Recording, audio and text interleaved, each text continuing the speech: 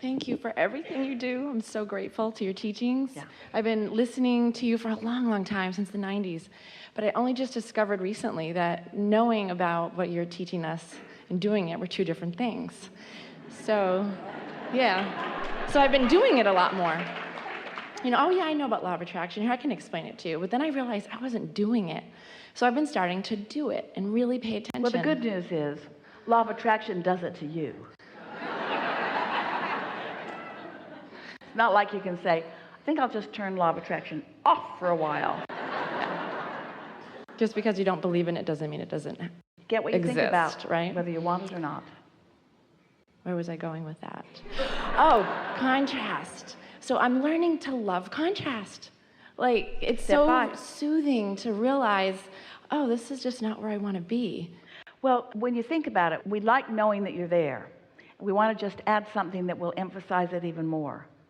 You know how satisfying a wonderful solution is, or a wonderful idea, or a great answer to something. Well, there can be no great solutions or answers if there isn't a great question. And so life is about creating the question which sets the desire in motion, so that you can then align with the desire, so that you can feel the satisfaction of having done that. Now, to some, that feels a little futile. Oh, so I make a problem so I can solve it. Is that what you're saying, Abraham? Yes. Yes, that's what we're saying. Life causes you to come up with new questions and new desires. And once you get the rhythm of this, then you get the fun of all the cooperative components playing with you. Mm-hmm. Yeah. So I was playing really well last month. I'm in sales, and I had the best month I've ever had in 10 years because I was in the vortex, and I brought other people in the vortex, and their lives are changing, and it was fun. So my question about that is, I was in my vortex, and I created things that I know I created, people that came in, and I sold to them because I was supposed to. But other people in my environment didn't like that. So how do you maintain your vortex? And because I'm very empathic. This is what we were talking about earlier. You are a wonderful representative of what we were just saying about most people, that if you care about how they feel rather than about your satisfaction factor, then you get all out of whack. Because first of all, they're fickle. They want different things from you. They're not very consistent about what they're asking from you, so there's no consistency. But most important, you cannot modify your behavior enough to give them satisfaction. Hear this. Satisfaction is our favorite new term to help you to feel the getting ready to be ready to be ready to be ready. And satisfaction is our favorite new term to help you understand what living happily ever after is. So satisfaction cannot occur unless you are holding the desire that you are allowing. That is the only place that satisfaction will come. Therefore, nothing that you could do behavior-wise could ever really give anybody else satisfaction. You could appease them maybe. You could maybe make their life not so terrible. If their back aches, you could maybe rub it. But you cannot provide satisfaction for anyone else. But you could teach through the clarity of your example. You could demonstrate that you don't get down no matter what, that you feel good no matter how the sales look. You could demonstrate that it always turns out right for you, so you just enjoy yourself along the way. You can demonstrate a stress-free life because you're not counting on your action to make things happen. You could demonstrate a stress-free life because you're not trying to use action to compensate for energy that you didn't flow. You can demonstrate you're living happily ever after, and some of them might say, what's with you? Why is it all turning out good for you? And you say, I don't want to seem trite, and I don't want to seem like I don't see this as a serious question, but I just don't worry about it as much as you do. Somehow along the way, I found some trust. And yes, maybe once a cell went through, I trusted a little more. And maybe once another cell went through, I trusted a little more. So I got the pump primed, and now I expect it to come, and so it just keeps coming. There might be some of that. But I really have to say that there was a time the cells weren't coming. And I primed the pump by knowing that they would come and feeling good about that even before they came. I found a way of feeling good anyway. That's what you want to explain to them. I felt good anyway. I felt good anyway. I never let what had happened let me down. Somehow I was able to separate what has happened, which is old news, to what's happening, which is now news.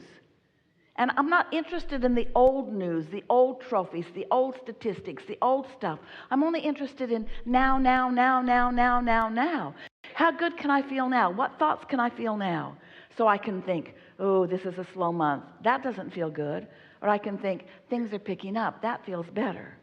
Or I can think, I'm not good at this. That feels awful. Or I'm really pretty good at this. That feels good. You know, I even said that when I wasn't very good at it.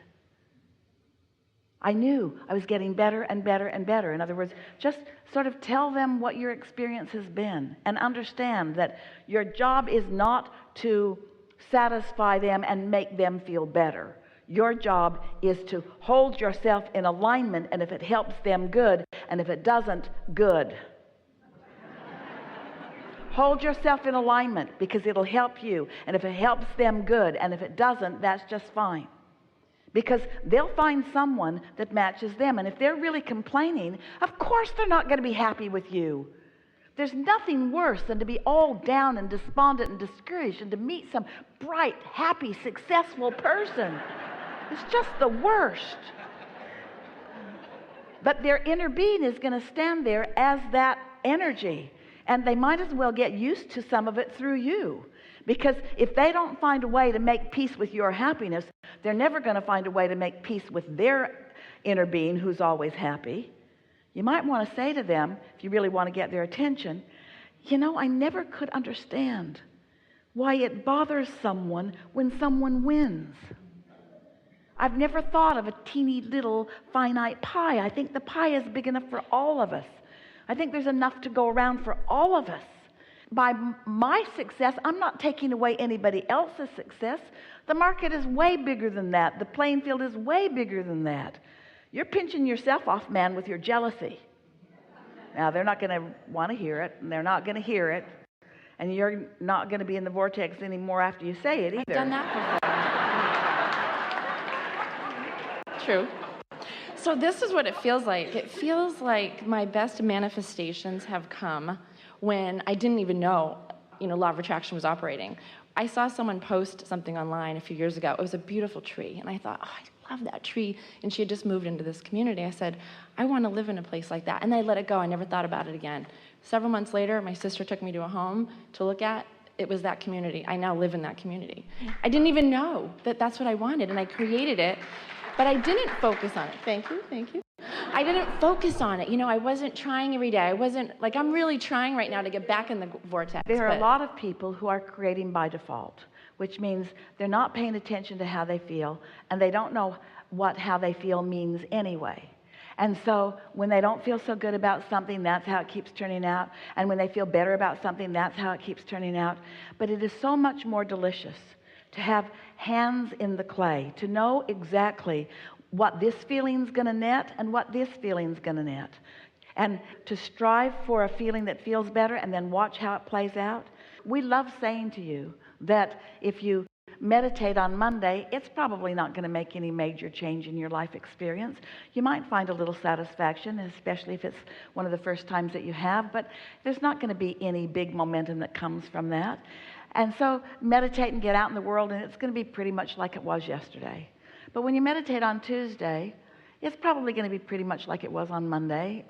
And when you meditate on Thursday, your day out in the world is going to be pretty much like it was on Monday and Tuesday. But by the time you get to Friday or Saturday or Sunday, the edge is going to be off of you. You're going to find yourself not so edgy. People that have been consistently saying annoying things to you are still going to say the same annoying things. You're just not going to take it the same way.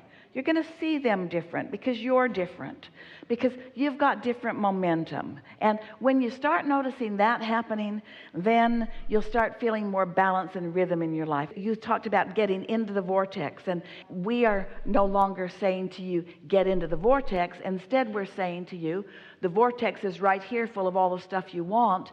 Stand in a place where you can receive what's in there. Let the vibrational contents of the vortex come into your deciphering, discerning, translating, receiving experience. So that's what we mean by those emotions that you receive, and then those thoughts that you receive and act on.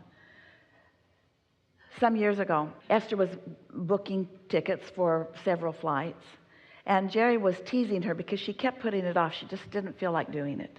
And he would say, you know, the tickets are going to become more scarce and they're going to become more expensive the longer you wait. He was using motivation tactics, which made Esther say, I know, but it just locked her up more and more and more and more, because it didn't inspire to action. It made her ashamed of her past behavior. And so every day she'd get up thinking she was going to do it, and every day there was too much resistance for her to break through. And then one day she'd meditated and she was feeling good, and they'd taken a walk, and all of a sudden she got an impulse to go. And she called the airline. That was many years ago. Instead of getting online, she called the airline, and she had about 10 different cities that she wanted to book. And the woman said, boy, is this your lucky day? These flights were not there half an hour ago. I don't know where they came from.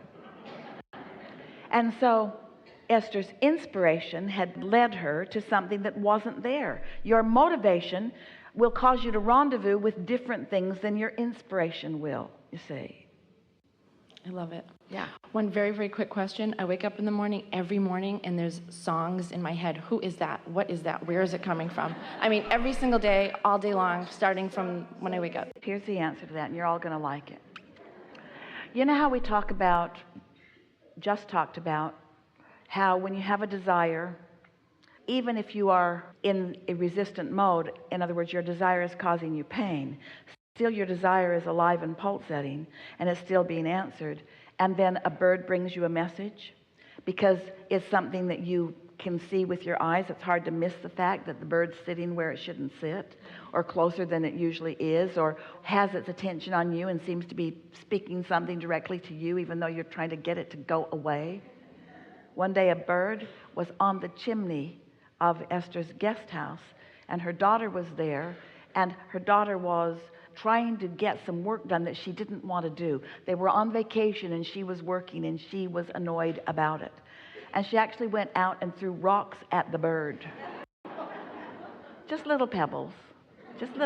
But the happy bird was just annoying to her. It was chirping right down the chimney. She just wanted it to go away. Sometimes you're not in the receptive mode, but it doesn't mean that the bird isn't there. The revelation is always there for you. It's the reception that you want to be aware of. And so when you are in the receptive mode, you remember earlier we were talking about how your inner being knows where you are in relationship to everything you want. And here's the answer to your question. And knows your path, because you're the one that puts all the resistance on the path. There's no other resistance. There's no other path than the path that you've created for yourself, and there's nobody else putting resistance on your path. You're putting it all on. So your inner being knows where you stand right now in relationship to everything you want. And further, your inner being knows what your path of least resistance is. And very often, your inner being will offer the vibration that you translate into a song. Listen to it. Pay attention to it. Pay attention to the feeling of it most of all. And once you've got the feeling isolated, once you have calibrated yourself into the feeling of it, very often the thought that song means to you will come into your mind. That is a really wonderful vibration turning to a thought, and a thought turning to a thing. So it's a message then? Yeah. Oh. But I try to... But you see, this is the important thing. This is what we want you to hear. The messages are there all the time. The answer is, can you hear them? And the answer to that question is no, so I'm having to translate a damn song.